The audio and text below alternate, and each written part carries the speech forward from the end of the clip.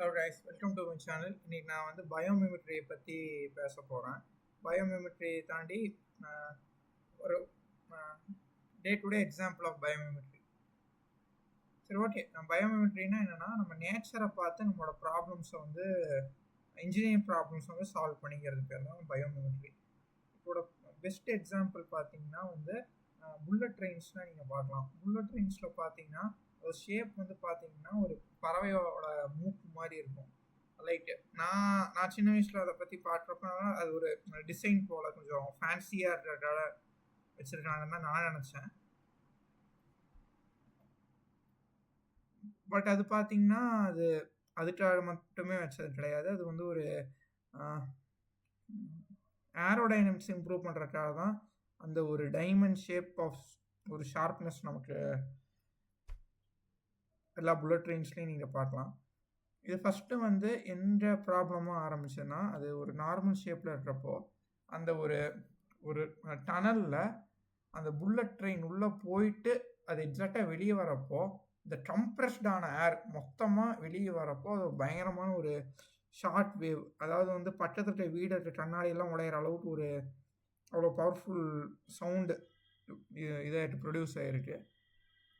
இதை தான் first solve பண்ண இன்டென்ஷனோடு பார்க்குறப்ப தான் நேச்சர்லேருந்து ஒரு அப்சர்வேஷன் எடுத்து பண்ணியிருக்காங்க. லைக் கிங்ஃபிஷர் வந்து தண்ணியில் இருக்க மீனை பிடிக்கிறப்போ அந்த ஒரு ஹை ஸ்பீடில் போகிறப்போ ஷார்ப்னஸ்ஸாக இருந்தால் வாட்டர் ஈஸியாக வந்து அது வந்து டிஸ்பர்ஸ் ஆகிட்டு அது அந்த பர்டிகுலர் ஷேப்பில் அந்த ஒரு ஷார்ப்னஸ் வந்து அது ஹெல்ப் பண்ணுது. ஸோ அதை எடுத்து பயோமிமிக்ரி பண்ணி புல்லட் ட்ரெயின்ஸில் இது பண்ணியிருக்காங்க. இனிஷியலாகவே பார்த்தீங்கன்னா ட்ரெயினுமே ஸ்பீடாக மூவ் ஆகிருக்கு, அந்த சவுண்டுமே ஷார்ட் வேவுமே ரொம்ப ட்ராஸ்டியாக கம்மியாக இருக்குது. இதுதான் பயோமிமிக்ரி. நம்ம இன்னுமே இது நிறையா இன்னொரு எக்ஸாம்பிள் ஆஃப் பயோமிமிக்ரி பார்த்தீங்கன்னா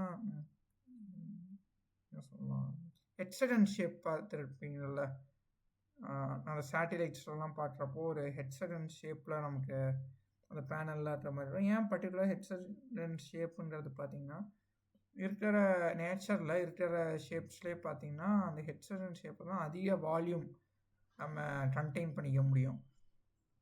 நிறையா அந்த தேனியோட கண்ணுலலாம் ஹெக்ஸகன் ஷேப் இருக்குங்கிற மாதிரி சொல்லுவாங்க. அதுவுமே நேச்சரை பார்த்து எடுத்த ஒரு பயோமிமிக்ரி தான். சரி, ஓகே கைஸ், இன்னைக்கு நான் இன்னும் நிறைய எக்ஸாம்பிள் சொல்லணும்னு நினச்சேன். இப்போதைக்கு இந்த 2 தான் ஞாபகம் வருது.